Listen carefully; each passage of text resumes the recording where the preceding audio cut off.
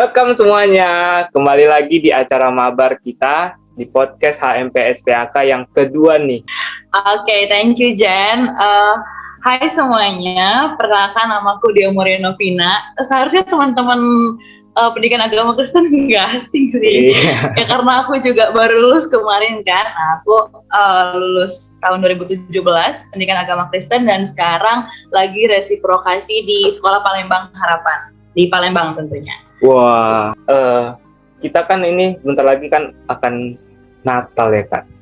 Akan Natal, lalu gak terasa ya Kak, tahun lalu 2020 baru aja kayak rasanya Natal. Jadi tema mabar kita pada hari ini, All I Want for Christmas is You. Wah, gak asing lagi ya sama teman-teman. Nah, tapi banyak nih esensi Natal nih bagi banyak orang nih seperti merayakan pesta. Kalau Natal tuh harus beli baju baru, beli sepatu baru, wah gila, semua harus baru. Nah, lalu menurut Kak Dio sendiri nih, apa sih makna Natal yang sesungguhnya bagi kakak? Oke, bicara tentang makna tuh dalam ya biasanya ya, berat gitu. Tapi benar yang Jan bilang tadi, kadang kita, bukan sekadang, bahkan seringkali kita ketika Natal, yang kita pikirkan itu justru langsung, aduh beli baju apa nih, beli baju baru apa nih, dress code-nya Natal tahun ini merah, putih, hijau, jingga atau apa gitu ya. Terus kita juga langsung mikir, wah kasih kado ke siapa ya Natal tahun ini gitu kan. Dan atau hal-hal lainnya yang kita persiapkan. Ya biasanya kita lebih sibuk dengan perayaannya atau dengan ornamen-ornamen Natal atau perhiasan-perhiasan gitu kan. Tapi kita kadang lupa sama esensi Natal itu sendiri, atau tadi Jan bilang makna Natal itu sendiri. Nah, seperti yang kita tahu, Natal kan adalah kelahiran Tuhan Yesus ya, kelahiran Tuhan kita Yesus Kristus ke dunia. Nah, menurut aku secara pribadi, Natal atau kelahiran Tuhan Yesus ke dunia itu merupakan satu penyingkapan Allah melalui Tuhan Yesus Kristus datang ke dunia, atau kita sebut inkarnasi Allah, untuk satu misi yang begitu besar, yaitu adalah untuk menyelamatkan manusia dari dosa. Nah, itu sih. Jadi Natal itu sebenarnya adalah Kristus yang telah datang ke dunia untuk menyelamatkan manusia dari dosa. Gitu, Jan. Iya, jadi bukan Natal itu bukan hanya sekedar kita party segala macam ya kan Kak, tapi kita bagaimana memahami makna kelahiran Kristus itu dan memahami sebenarnya Natal itu kayak gini nggak sih Kak, bukti pertama bahwa Allah itu benar-benar mengasihi kita itu ya kan Kak, dari perayaan Natal itu ya, betul Allah udah berinkarnasi menjadi manusia dan rela akhirnya di akhir ceritanya mungkin kita tahu Yesus akan mati dan juga menebus dosa manusia. Nah, jadi mengapa nih Kak kita benar-benar nih harus memahami ini makna Natal ini Kak? Nah, seperti yang tadi Jan udah bilang, kalau Natal, inkarnasinya Tuhan Yesus itu, datangnya Tuhan Yesus ke dunia itu merupakan satu wujud kasihnya Allah yang begitu besar untuk kita, yaitu pada akhirnya nanti kan Tuhan Yesus mati di kayu salib ya untuk menebus dosa manusia ya. Nah, ini adalah sebenarnya satu wujud kalau kita tahu di Yohanes 3 ayat 16, karena begitu besar kasih Allah akan dunia ini sehingga Ia telah mengaruniakan anaknya yang tunggal. Nah, itu adalah poin utama dari Natal, yaitu wujud kasihnya Allah sama kita. Nah, dari Natal ini juga seperti yang aku bilang di awal, ini adalah pernyataan diri Allah melalui Kristus kepada kita. Ini juga memberikan satu pengharapan, bukan lagi menjanjikan pengharapan, tetapi dari Natal ini pengharapan itu dinyatakan gitu. Dengan datangnya Tuhan Yesus ke dunia itu, pengharapan itu dinyatakan kepada kita semua tentunya ya. Nah, dan seperti yang kita tahu, kasihnya Tuhan Yesus itu dan pengharapan yang dinyatakan kepada kita itu memberikan dan membawa damai buat kita semua umat percaya. Gitu, Jan. Iya Kak, jadi kalau kita benar-benar memahami ya kan Kak, lalu siap itu untuk mempraktikannya, bagaimana nih cara menghidupinya itu Kak? Kan kita udah tahu nih kalau makna Natal itu sebenarnya adalah Natal itu pada dasarnya adalah kita momentum mengingati akan kelahiran Yesus, di mana Allah berinkarnasi menjadi manusia untuk menebus dosa manusia. Nah, bagaimana nih kita cara menghidupi makna Natal itu, Kak? Oke. Aku nyontek sedikit ya. Jadi aku tadi ada nyatet sedikit gitu ya. Aku membagikan tiga poin ya di sini. Kalau Jan tanya gimana sih cara kita menghidupi makna Natal dalam kehidupan kita hari lepas hari. Nah, pertama kita harus paham dulu nih. Kita harus sadar dulu bahwa memang Natal itu bukan sebenarnya itu karena perayaan ya, karena tradisi. Jadi kayak kita mungkin lingkungan sekitar kita yang membuat kita jadinya kalau Natal tuh cenderung sibuk dengan ornamen-ornamen Natal, dengan perayaan-perayaan Natal. Tapi aku di sini mau mengajak kita untuk jangan dilupakan. It's okay, itu enggak kita tidak mempersalahkan itu, tapi jangan sampai kita lupa bahwa ada satu kasih yang begitu besar yang dinyatakan, yang mau Tuhan nyatakan kepada kita melalui kelahiran anaknya yang tunggal, Tuhan Yesus Kristus. Nah, lalu bagaimana cara memaknai itu dalam kehidupan kita hari lepas hari? Ada 3 hal yang mau aku bagikan di sini. Yang pertama adalah, yuk mari kita hidup dengan penuh ungkapan syukur. Ketika kita benar-benar memaknai bahwa Natal itu adalah kelahiran Tuhan Yesus ke dunia untuk menyelamatkan kita, maka seharusnya dengan kesadaran itu kita benar-benar mau mengungkapkan syukur kita sama Tuhan. Ya, hidup dengan penuh ungkapan syukur. Dengan kita masih ada sampai saat ini, kita akan sangat menghargai semua hal yang kita dapatkan, semua hal yang bisa kita nikmati dengan penuh ungkapan syukur kepada Tuhan. Nah, lalu yang kedua adalah memberi diri sepenuhnya kepada Tuhan. Memberi diri kepada Tuhan di sini maksudnya adalah kita benar-benar menjadikan Tuhan itu sebagai pusat atau sebagai fokus hidup kita. Melalui apapun pekerjaan kita, kesibukan kita, aktivitas kita apapun itu, Tuhan yang jadi senternya.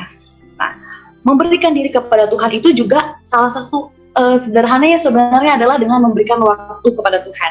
Kita menyediakan waktu kepada Tuhan untuk benar-benar mau datang, berdoa dengan sungguh-sungguh, membaca Alkitab dengan sungguh-sungguh, bukan karena tugas, bukan karena tuntutan nilai. Ya, apalagi bukan karena nih, Kak. Iya, pendidikan agama 1 ya nggak sih? Iya. Nah, jadi bukan karena itu ya, tapi memang benar-benar kita mau menyediakan waktu kita untuk Tuhan, untuk merenungkan firman Tuhan gitu. Nah, ini sebenarnya juga mungkin masih struggle untuk aku sendiri, juga mungkin untuk Jan, atau mungkin untuk teman-teman yang lain yang menonton video ini nanti ya. Tapi itu, kita harus memberikan diri kita kepada Tuhan. Sederhananya dengan menyediakan 24 jam satu hari. Masa kita nggak bisa sediakan sedikitnya untuk Tuhan gitu kan. 20-30 menit untuk sungguh-sungguh mau menggumulkan apa yang sebenarnya Tuhan mau nyatakan dalam hidup kita gitu kan. Apa yang sebenarnya Tuhan kehendaki dalam hidup kita. Nah, lalu yang ketiga adalah hidup dengan penuh kasih dan membawa damai, menjadi pembawa damai ya, lewat komunitas yang Tuhan sediakan bagi kita. Misalnya kalau sekarang kan komunitas keluarga, teman-teman di kampus mungkin Jan, aku di sini di sekolah dengan rekan-rekan guru, dengan pekerjaanku mengajar dengan murid-muridku gitu ya. Oh, itu kan kesabaran diuji sekali ya. Jadi melalui kisah Natal ini yang Tuhan Yesus adalah sang kasih itu, yang juga kasihnya dinyatakan kepada kita, maka kita juga harus menghidupi kasih itu dengan kita mengasihi sesama kita gitu. Kita memperlakukan, misalnya aku di sini sebagai guru, aku memperlakukan murid-muridku dengan kasih gitu ya, menuntun mereka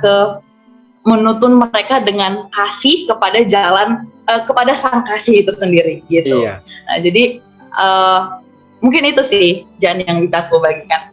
Ya benar sih Kak. Bagaimana kalau kita udah dikasih dengan begitu luar biasa nih kan kepada Allah, tapi kita nggak ada kasih feedback kepada Allah. Kalau kita juga nggak ogah-ogahan lah, nantilah baca Alkitab, main game aja lah dulu ya kan, push rank aja lah dulu, nantilah itu Alkitab aduh mythic glory itulah kan Kak. Memang ya gimana ya, karena kita natur dosa juga kan Kak, jadi kita lebih apa ya, daging ini kan seperti yang dikatakan kalau roh memang penurut tapi daging lemah. Nah, gimana kita untuk melawan kedagingan kita ini untuk benar-benar kita memahami kasih Allah yang sebenarnya melalui Yesus Kristus yang telah udah turun ke bumi lalu mati dan mati, turun dalam kerajaan maut dan bangkit pada hari yang ketiga. Iya, jadi kalau dari kakak sendiri nih, setiap Natal itu kakak apa sih sukacita yang kakak dapatkan ketika Natal ini? Ya, setiap kali Natal itu kan biasanya kalau udah mau, jangankan di hari Natalnya ya, maksudnya November, Desember tuh vibe-nya udah family time gitu kan, rasanya udah kumpul, happy banget mau kumpul keluarga, ketemu orang-orang terdekat, orang-orang terkasih gitu ya.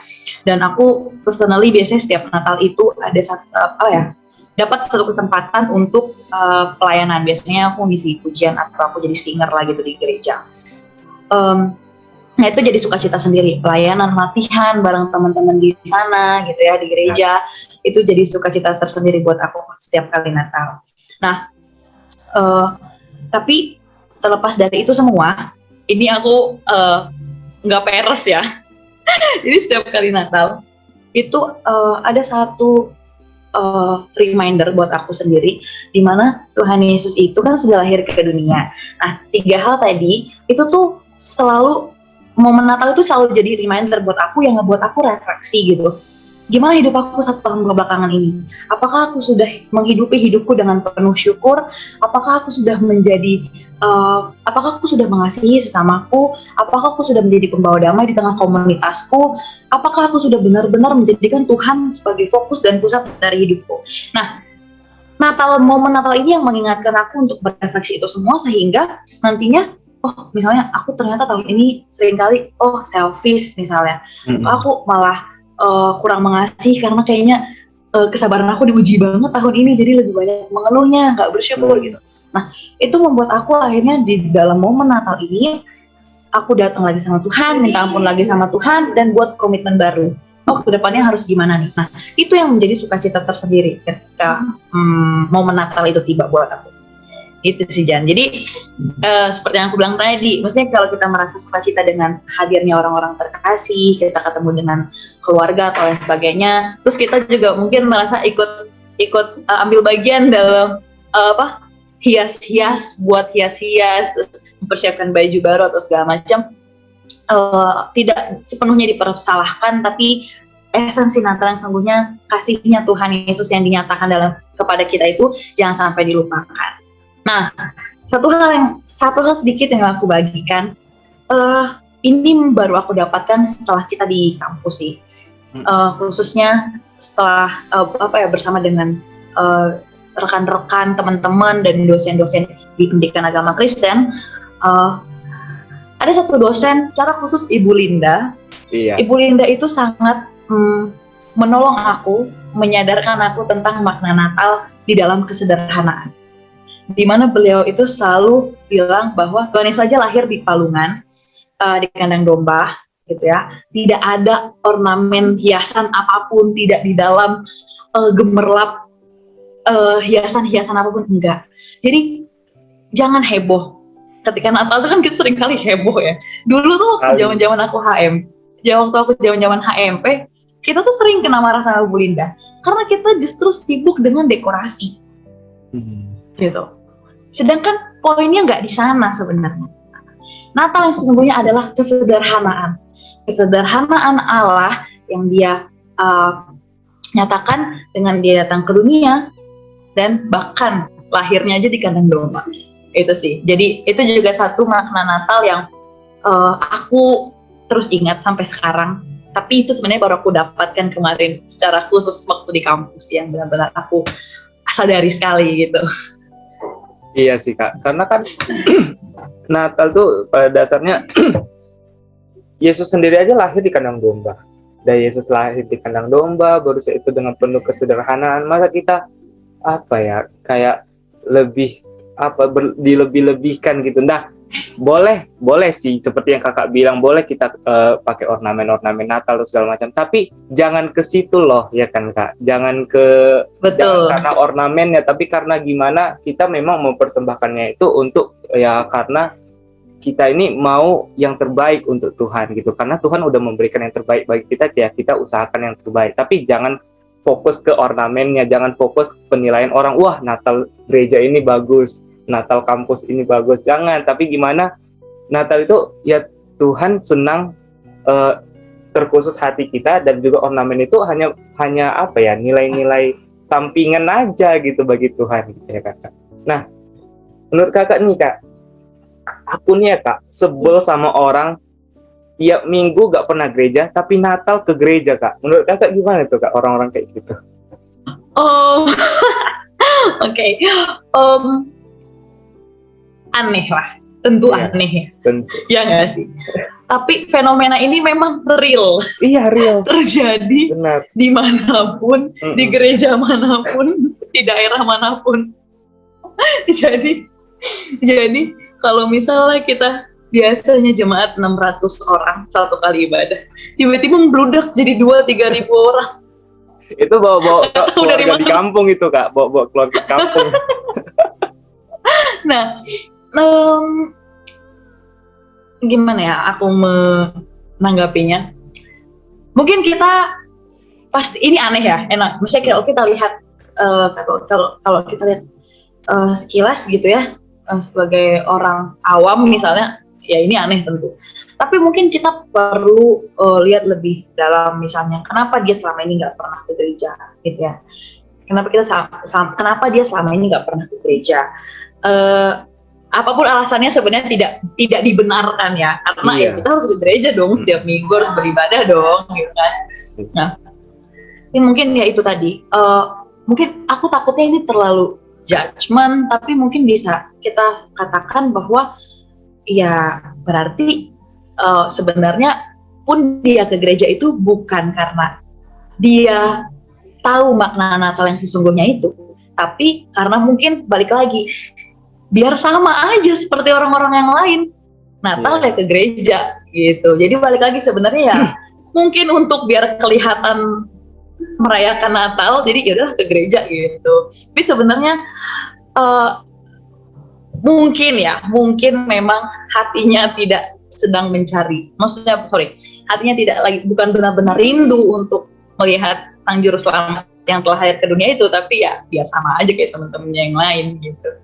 Jadi kan pemahaman tentang makna Natal yang dari orang itu yang salah itu kan kak. Nah bagaimana cara, lalu setelah itu maka dari itu kita harus benar-benar nih sebagai teman-teman yang nonton ya, untuk kita benar-benar mengetahui tentang makna Natal. Jangan bukan kita maksud ngejat ya, kalaupun kita ketemu dengan orang yang seperti itu, bagi teman-teman nih yang udah tahu tentang makna Natal yang sebenarnya, ayo kita paling tidak kita tegur atau kita ajak gitu bersama-sama kepada orang itu, yuk pak, atau yuk teman yang nggak mau ke gereja biasa, terus itu kita ajak, ayo kita ke gereja bareng gitu kan, paling nggak ya kita duduk aja, ikuti dengar dulu, nah baru itu kita kasih makna kenapa sih harus ke gereja. Ya kita bilang lah 6 hari kita sudah bekerja, masa nggak ada 1 hari aja untuk Tuhan. Sama seperti Alkitab tadi ya kan kak, kita udah banyak melakukan kegiatan tapi 30 menit atau paling nggak 1 jam aja membaca Alkitab nggak bisa gitu kan kak. Nah betul. Lalu kak, bagaimana nih cara merenungkan, ya kan Natal itu kelahiran Yesus Kristus, bagaimana cara merenungkan kelahiran Yesus Kristus in daily life, dalam kehidupan sehari-hari? Sebenarnya mungkin tadi udah aku sampaikan juga sih, bagaimana cara kita merenungkannya itu adalah ya kita harus paham dulu bahwa Natal di sini punya satu makna yang besar. Kelahiran Tuhan Yesus ke dunia itu ini loh, itu maknanya besar sekali loh gitu ya, itu esensinya besar sekali. Bayangkan kalau Tuhan Yesus nggak datang ke dunia, Tuhan Yesus tidak berinkarnasi, yakin kamu hidup sekarang gitu ya. Nah untuk merenungkan itu di setiap harinya adalah ya kita harus benar-benar memiliki hati untuk itu sih, untuk mengenal Tuhan Yesus itu sendiri, dan apa ya, dengan cara bersyukur, mengungkapkan menghidupi hidup dengan ungkapan syukur tadi yang aku sampaikan sebelumnya. Jadi kita sudah paham dulu nih, kita sudah tahu dulu nih makna apa. Tapi kita harus benar-benar punya hati untuk memang benar-benar merenungkan ini sebenarnya. Nah, kadang kan kita tahu aja tapi nggak ada hati di sana gitu, dan kita nggak mau memberikan hati kita untuk di sana. Sebenarnya itu sih. Jadi kan kalau kita bilang kita renungkan itu kan berarti benar-benar kita imani, ya kan, kita hidupi gitu ya kan, di setiap harinya ya itu harus ada pikiran dan hati kita ya berarti harus di sana sepenuhnya. Balik lagi sih ke poin yang tadi aku sempat sebutkan adalah dengan bagaimana kita mau memberi diri sepenuhnya kepada Tuhan, menjadikan Tuhan fokus dari hidup kita. Setiap hal yang kita lakukan itu Tuhan yang jadi senternya. Gitu sih. Iya Kak, benar. Ini sangat menampar ya, khususnya bagi aku ya, dimana aku tuh orangnya gimana ya Kak, selalu lebih mengandalkan diri sendiri. Kadang kayak tuh kalau ngerjain tugas tuh, pas lagi susah baru, oh iya aku belum berdoa.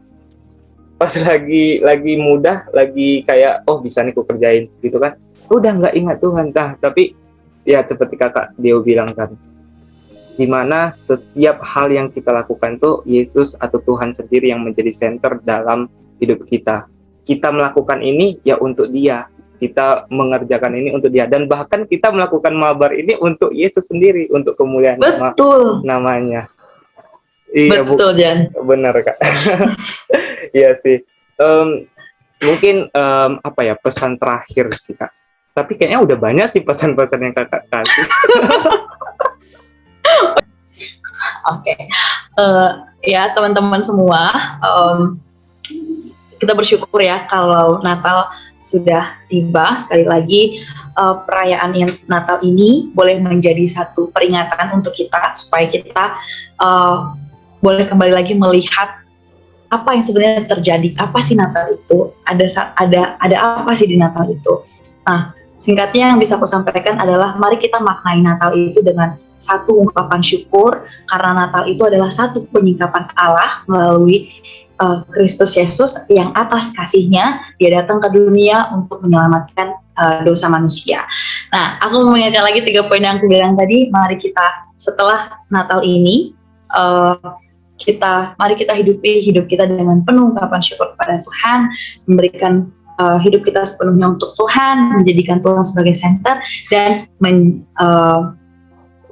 menjadi pembawa damai di tengah-tengah komunitas kita saat ini. Ya, gitu ya teman-teman dan kakak-kakak semua. Jadi gimana? Seperti Kak Deo bilang itu, sebagai Yesus itu sebagai center. Jadi kalau misalnya ada ngerjain tugas, mau sekecil apapun, dari sekecil atau sebesar apapun, kita andalkan selalu Tuhan. Karena kita, we are nothing guys. Kita nggak ada apa-apanya.